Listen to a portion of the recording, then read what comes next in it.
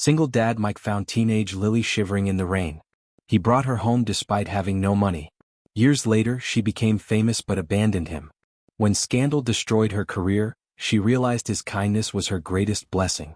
Sometimes strangers become family through love. Before you watch full video, comment below from which country you watching. Don't forget to subscribe. The rain hammered against the windows of Mike's small apartment as he tucked his 7-year-old daughter Emma into bed. Thunder crashed outside, making her flinch under her worn blankets. "Daddy, I'm scared," Emma whispered, clutching her stuffed rabbit.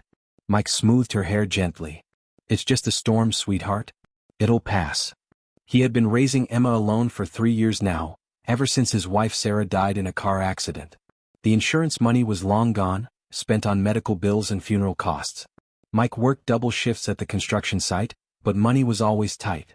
Their apartment was small and shabby, but it was home. As Mike walked to his own bedroom, he heard a sound that made him stop. Through the storm he could hear crying, not Emma but someone outside. He peered through the rain-streaked window and saw a small figure huddled under the broken streetlight. It was a girl, maybe 13 or 14, soaked to the bone and shivering. Her clothes were torn and dirty, and she looked like she hadn't eaten in days. Mike's heart clenched. He knew he should probably call the police or social services, but something stopped him. Without thinking twice, he grabbed his coat and rushed downstairs. "Hey!" he called out, running through the rain. "Hey, are you okay?" The girl looked up, startled. Her eyes were wide with fear, like a cornered animal. She scrambled to her feet, ready to run. Wait, Mike said, holding up his hands. "I'm not going to hurt you. You're going to freeze out here." "I'm fine," she said through chattering teeth, but her legs gave out and she stumbled. Mike caught her before she hit the ground. She was burning with fever. "What's your name?" he asked gently. "Lily," she whispered. "Lily, I'm Mike. I live right up there. You need to get warm and dry, okay?" She shook her head weakly. "I can't, they'll find me." "Who will find you?" But Lily had passed out in his arms. Mike carried her up to his apartment, his mind racing. He laid her on the couch and covered her with blankets, then heated some soup. When she woke up an hour later, Emma was sitting beside her, offering her stuffed rabbit. "She looked sad," Emma explained to her father. "Bunny always makes me feel better." Lily's eyes filled with tears as she looked at the little girl's innocent gesture. Over the next few days, Lily's story came out in pieces. She had run away from her 5th foster home after years of abuse and neglect. Her parents had died when she was 8, leaving her in the system. She had been living on the streets for months, sleeping in doorways and eating from garbage cans. "I know I should call social services," Mike told his neighbor, Mrs. Chin, while Lily slept on his couch. "That girl has been hurt enough," Mrs. Chin said firmly. "Sometimes the system fails children. Maybe she needs someone who won't fail her." Mike knew she was right, but he also knew his situation. He could barely afford to take care of Emma, let alone another child. His boss had already threatened to fire him for missing work when Emma was sick. Adding Lily to the mix would be financial suicide. But every time he looked at Lily, he saw the same look Emma had after her mother died, lost, broken, desperately needing someone to care. And despite having nothing, Mike couldn't turn his back on her. "Lily," he said one evening, "I know this place isn't much, but would you like to stay? I mean officially?" Lily stared at him in shock. "You mean, like adopt me? If you want. It won't be easy. We don't have much money and this apartment is tiny. But Emma and we'd like you to be part of our family." Lily burst into tears and threw her arms around him. "Yes," she sobbed. "Yes, please." The legal process was complicated and expensive. Mike had to prove he could support 2 children on his construction worker's salary. He took on extra jobs, cleaning offices at night, doing yard work on weekends. He sold his truck and bought a beat-up car instead, using the difference to pay legal fees. There were caseworkers who questioned whether a single man could handle 2 children. There were court dates and paperwork and home visits. Mike's savings disappeared and they lived on rice and beans for weeks. But he never gave up. Emma was thrilled to have a big sister. She followed Lily everywhere, and Lily, starved for affection, blossomed under the attention. She helped Emma with homework, read her stories, and protected her from bullies at school. "Lily's the best sister ever," Emma told Mike one night. "I'm glad you found her." "Actually," Mike smiled, "I think she found us." The adoption was finalized on a cold December day. Mike had to borrow money from Mrs. Chin for the final court fees, but it was worth it to see Lily's face when the judge made it official. "You're now legally Lily Thompson," the judge announced. "Lily, Now Lily Thompson cried tears of joy. For the first time in years she had a real family. But life didn't suddenly become easy. Mike worked himself to exhaustion trying to provide for his girls. Their apartment was cramped, and there wasn't money for extras like new clothes or school trips. Lily wore Emma's hand-me-downs and both girls learned to make their toys last. At school, Lily was quiet and struggled academically. Years of instability had left gaps in her education. But she had one talent that shone through: acting. In her freshman year of high school, she auditioned for the drama club on a whim and discovered she had a natural gift. "Dad, you should see her perform," Emma gushed after watching Lily in the school play. "She's amazing." Mike attended every performance, sitting in the cheap seats but beaming with pride.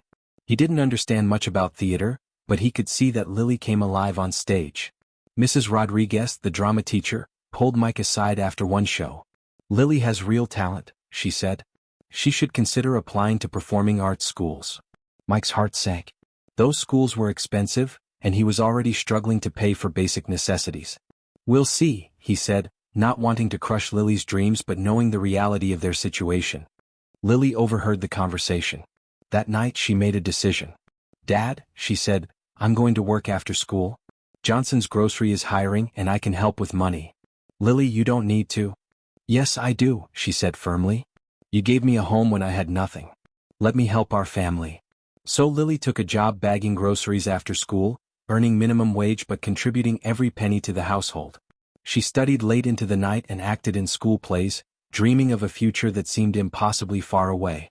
When she was 17, a talent scout came to one of her performances. He gave her his card and told her she should audition for a small role in an independent film shooting locally. "Dad, what if I don't get it?" Lily worried. "Then you'll try again," Mike said. "That's what we do in this family. We don't give up." She got the part. It was tiny, just 3 lines, but it was her first real acting job. The pay was barely enough to cover gas money to the set, but Lily felt like she had won the lottery. High school graduation approached and with it, impossible decisions. Lily had been accepted to a prestigious acting school in Los Angeles, but the tuition was $40,000 a year. Even with financial aid, it was far beyond their reach. Mike worked extra shifts and applied for loans, but the banks all said the same thing. His credit wasn't good enough, his income too low. "I can take a gap year," Lily said. "Work and save up money." But Mike saw the disappointment in her eyes and it broke his heart. He had given her a home, but he couldn't give her her dreams. The night before the enrollment deadline, Mike sat at his kitchen table with a stack of bills and bank statements, trying to find a way to make the impossible math work.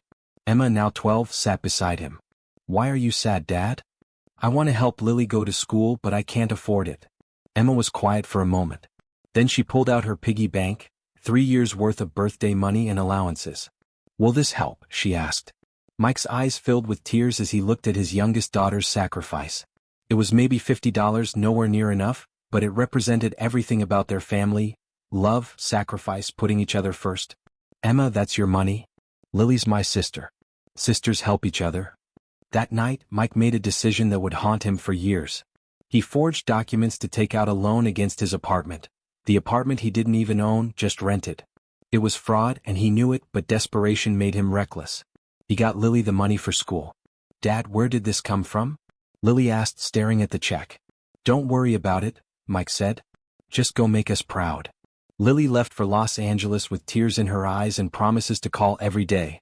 Mike waved goodbye, knowing he had possibly destroyed their future to give her a chance at hers. Within 6 months, the loan scam was discovered.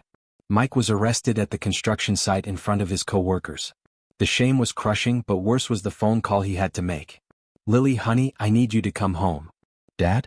What's wrong? You sound terrible." "I did something stupid.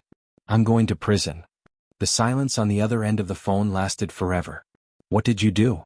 When he told her, Lily was quiet for a long moment. Then she said, "I'm coming home right now." "No," Mike said firmly. "You stay in school. Mrs. Chun will take care of Emma until I get out. I can't let you go to prison because of me. You didn't do anything wrong. I made this choice. Don't let it be for nothing." Mike served 2 years in minimum security prison. Emma went to live with Mrs. Chin, and Lily stayed in Los Angeles, sending every spare penny she earned from small acting jobs to help support Emma. The day Mike was released, Emma and Mrs. Chen picked him up. Lily had wanted to come, but she was filming a small part in a television show. She calls me every day asking about you, Mrs. Chin told him. That girl loves you very much. Mike had lost his apartment, his job, and his reputation. He found work doing odd jobs, anything that didn't require a background check. They lived in Mrs. Chen's basement for 6 months until Mike could afford rent on a tiny one-bedroom apartment. Emma, now 14, had grown up fast during his absence. She helped with household tasks and never complained about their reduced circumstances. "Do you regret it?" she asked him one night. "Helping Lily go to school?" Mike looked at his daughter, wise beyond her years, generous, strong. "Never," he said. "Sometimes doing the right thing costs more than we can afford. But we still do it." Lily called less frequently now. She had landed a role in a soap opera and was building a name for herself. Mike was proud but also hurt by the growing distance. "She's busy building her career," he told himself. "That's what I wanted for her." But deep down he wondered if Lily was ashamed of him, the ex-convict father who had committed fraud. Years passed. Emma graduated high school and got a scholarship to study nursing. Mike's criminal record made it hard to find steady work, but he managed to keep them afloat. He followed Lily's career from a distance, watching her small roles grow into bigger ones. She had changed her professional name to Lily Starr and rarely mentioned her background in interviews. Mike told himself he understood. Hollywood was all about image, and having an ex-convict adoptive father didn't fit the narrative. Then came the call that changed everything. Mike was working late at a warehouse when his phone rang. It was a number he didn't recognize. "Is this Mike Thompson?" "Yes." "This is Amanda Lewis from Entertainment Tonight. We're doing a story on Lily Starr, and we understand you're her adoptive father." Mike's blood ran cold. Yes. "Mr. Thompson, we've discovered some interesting information about Miss Starr's background. Would you like to comment on the fraud conviction that helped pay for her education?" Mike hung up the phone, his hands shaking. Somehow they had connected the dots. Lily's career could be destroyed by association with his crimes. He tried calling Lily, but her phone went straight to voicemail. The story broke 2 days later. Rising Star's dark secret, the fraud that launched her career. The article painted Mike as a criminal who had corrupted an innocent girl, suggesting Lily had known about the fraud all along. It questioned everything about her background and character. Mike watched his daughter's world crumble from afar. Lily's agent dropped her. Casting directors stopped returning her calls. The soap opera wrote her character out of the show. Then unexpectedly Lily showed up at his apartment. She looked older, tired, but still beautiful. Success had given her polish that made her seem like a stranger. "Lily," Mike breathed. For a moment they just stared at each other. Then Lily's composure cracked. "They're destroying my career because of you," she said, her voice breaking. "Everything I worked for, everything I sacrificed for, it's gone." Mike's heart shattered. "I'm sorry. I never meant for this to happen. You should have thought of that before you committed fraud." She was crying now, years of suppressed anger and pain pouring out. "Do you have any idea what it's like? People asking if I knew, if I was complicit? My reputation is ruined. I only wanted to help you." "Help me?" Lily laughed bitterly. "You helped me by making me a fraud too? Every success I had, people will say I didn't deserve it." Emma appeared in the doorway, now grown and working as a nurse. "Lily, don't what? Don't tell the truth? He's a criminal, Emma. He went to prison. And now everyone knows." Mike stood there, taking every word like a physical blow. This was the daughter he had saved from the streets, loved, sacrificed everything for. And she was right, his choices had consequences he never considered. "I know you hate me," he said quietly. "I understand. But I don't regret saving you from those streets. I don't regret giving you a chance." Lily wiped her eyes. "I didn't ask you to save me. You were 14 years old, sleeping in doorways. What was I supposed to do? Not commit fraud." "You're right," Mike said. "I should have found another way. But there was no other way, Lily. We had nothing. I had nothing to give you except love, and that wasn't enough to pay for your dreams." Lily stared at him, anger and pain warring in her eyes. "I wish I had never met you," she said. The words hung in the air like poison. Emma gasped, and Mike felt something inside him break permanently. "I understand," he said softly. "I'll stay out of your life. You can rebuild your career without the burden of being associated with me." Lily turned and walked out, leaving Mike and Emma standing in the doorway of their small apartment. That night, Emma held her father as he wept for the first time since her mother's funeral. "She doesn't mean it," Emma whispered. "She's hurt and scared." "Maybe she's right," Mike said. Maybe I ruined her life by trying to save it. Months passed. Mike saw occasional mentions of Lily in entertainment news. She had moved to New York, was taking acting classes, trying to rebuild. He was glad she was fighting back, even if he was no longer part of her life. Emma graduated nursing school and got a job at the local hospital. She still lived with Mike in their small apartment, claiming she was saving money, but he knew she stayed to take care of him. You should get your own place, he told her. Start your own life. This is my life, she said simply. We're family. One evening, Emma came home from work with an unusual expression. Dad, there's something I need to tell you. She sat down across from him at their tiny kitchen table. I've been in touch with Lily. Mike's heart jumped. What? She calls me sometimes. Late at night.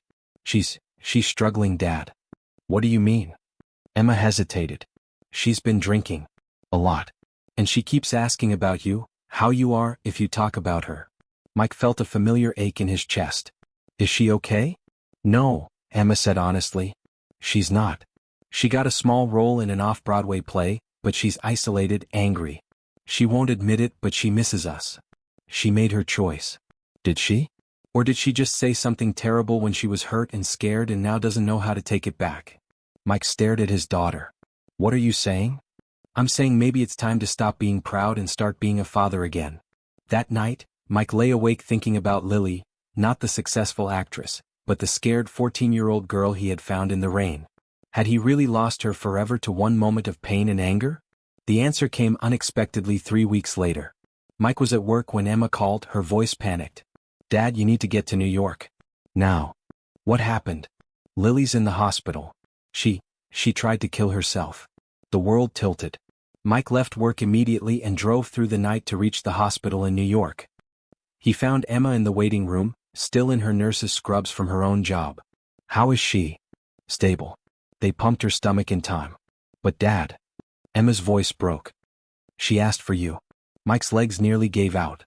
A doctor approached them. Are you family? I'm her father, Mike said without hesitation.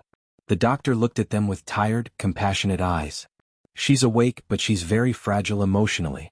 This wasn't a cry for help, she really wanted to die. Mike followed the doctor down the sterile hospital corridor, his heart hammering. When he saw Lily lying in the hospital bed, pale and fragile with tubes and wires, he felt like he was looking at that scared teenager again. Lily? She opened her eyes and saw him. Tears immediately started flowing. Daddy, she whispered, the first time she had called him that in years. Mike rushed to her bedside and took her hand. I'm here, baby girl. I'm here. I'm sorry, she sobbed. I'm so sorry for what I said. I didn't mean it. I never meant it. Shoo, Mike soothed, stroking her hair like he had when she was young. It doesn't matter. Yes, it does. You saved my life and I threw it back in your face. You went to prison for me and I abandoned you. Lily, listen to me, Mike said firmly. I made my choices. You don't owe me anything for them. I owe you everything, she cried. You gave me a family when I had nothing. You loved me when no one else would. And I repaid you by walking away when things got hard. Mike held her as she cried, feeling some broken part of himself beginning to heal. I lost everything, Daddy, she whispered. My career, my reputation, my self-respect. I couldn't handle the guilt of knowing you sacrificed so much for me, and I couldn't handle the shame of being associated with your mistakes. So I ran. But running didn't make it hurt less. I know, sweetheart. I know. I've been so angry and so lost. I started drinking to numb the pain, but it just made everything worse. And tonight I couldn't see a way forward. Mike pulled back to look at her face. There's always a way forward, Lily. Always. We just have to take it one day at a time. How can you forgive me after what I said? Because that's what family does, Mike said simply. We forgive. We heal. We move forward together. Lily stayed in the hospital for a week for psychiatric evaluation and treatment. Mike and Emma took turns staying with her, and slowly they began to rebuild their relationship. I want to come home, Lily said on her last day in the hospital. I want to try to fix us. Mike looked at his daughter, both of them now grown women who had faced their own battles, and felt overwhelming gratitude. There's nothing to fix, he said. Your family. You always will be. Lily moved back to their small town and into Mike and Emma's apartment. It was cramped with 3 adults, but nobody complained. She got a job at the local theater teaching acting classes to kids, and slowly began to rebuild her life. The three of them had dinner together every night, sharing stories and reconnecting. Lily was different now, humbler, more appreciative of simple things. She had lost the polish of success but gained something more valuable: peace. Do you miss it? Mike asked one evening. The acting, the fame? Lily considered the question. I miss performing, she said honestly. But I don't miss the person I was becoming. Success was making me forget where I came from, forget what really mattered. Emma smiled at her sister. Maybe it's not over. Maybe it's just beginning differently. Lily had been home for 6 months when the call came. It was her old agent. Lily, I know you probably don't want to hear from me, but there's something you should know. There's a documentary filmmaker who wants to tell your story. Lily's face went pale. What kind of story? The real story. About homelessness, about foster care, about families that choose each other. She wants to focus on your father's sacrifice and your journey back to each other. Lily looked at Mike, who was pretending not to listen while washing dishes. I don't know, she said. We've been through enough. But the filmmaker, Sarah Chin, Mrs. Chen's niece as it turned out, was persistent. She came to meet them, and her vision was different from what they expected. This isn't about scandal, she explained. It's about love. It's about the extraordinary lengths people will go to for family. Mike's story, your story, it's about resilience and redemption. But his criminal record is part of the story, Sarah said. But not the whole story. The whole story is about a man who saw a child in need and couldn't walk away, even when it cost him everything. Mike was hesitant, but Lily surprised everyone. I want to do it, she said. I want people to know who you really are, Dad. I want them to know that good people sometimes make desperate choices for love. The documentary took a year to make. Sarah interviewed everyone: Mike, Emma, Lily, Mrs. Chin, former teachers, co-workers. She painted a picture of a family built not on blood but on choice, sacrifice, and unconditional love. When The Kindness of Strangers premiered at the Sundance Film Festival, Mike, Emma, and Lily sat in the audience holding hands, watching their story unfold on screen. The film won the Audience Award and was picked up by a major streaming service. Suddenly, Mike wasn't known as the ex-convict who committed fraud. He was known as the man who saved a homeless girl and changed her life. Lily's phone started ringing again, but this time it was different. Directors wanted to meet the woman who had lived such an authentic story of struggle and redemption. I have an offer, she told Mike and Emma over dinner. A leading role in an independent film about addiction and recovery. Mike smiled. That's wonderful, honey. It films in Toronto for 3 months. Mike's face fell slightly, though he tried to hide it. Dad, Lily said gently, I want you and Emma to come with me. What?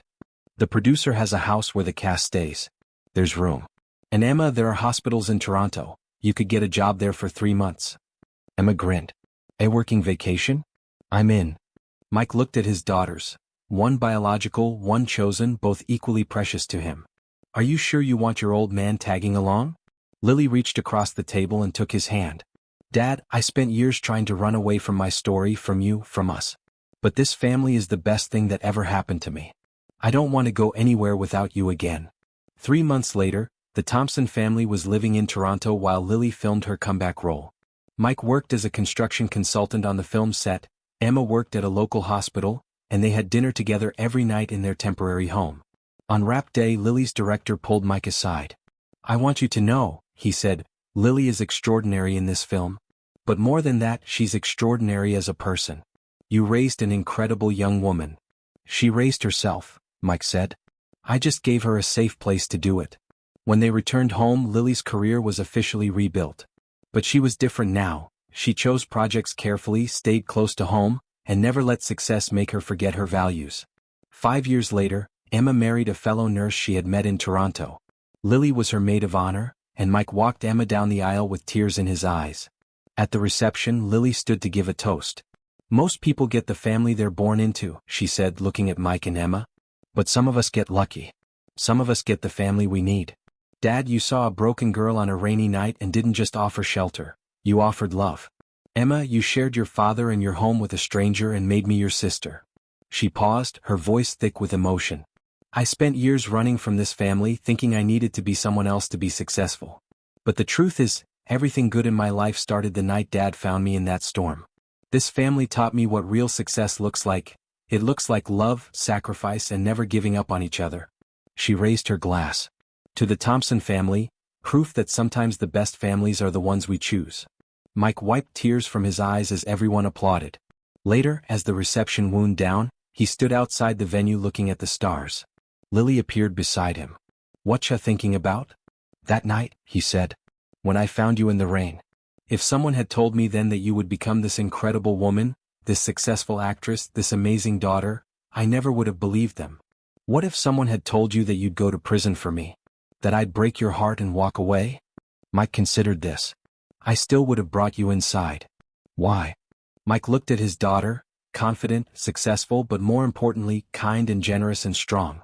"Because that's what love does," he said simply. "It doesn't count the cost." Lily hugged him tight. "I love you, Dad. I love you too, baby girl.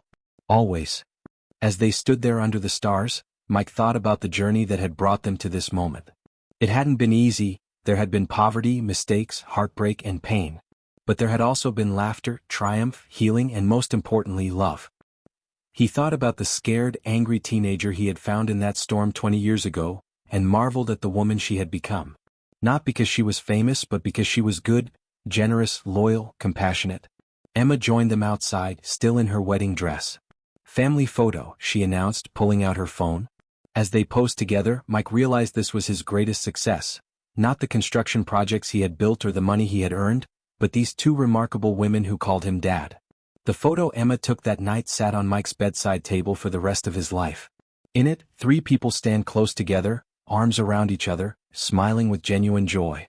They don't look like a traditional family, they look like something better. They look like a family built on choice, strengthened by struggle, and bound together by unconditional love. Years later, when reporters asked Lily about her secret to success, she always gave the same answer. "My dad taught me that kindness isn't about having enough to share, it's about sharing even when you don't have enough. He showed me that real strength comes from lifting others up, even when it costs you everything. Everything good in my life comes from that lesson." And Mike Thompson, the construction worker who once committed fraud to send a homeless girl to college, lived the rest of his life knowing that sometimes the smallest acts of kindness create the biggest miracles. The rain had stopped long ago, but the love it had washed into their lives continued to flow, touching everyone it reached, creating ripples of kindness that would last forever.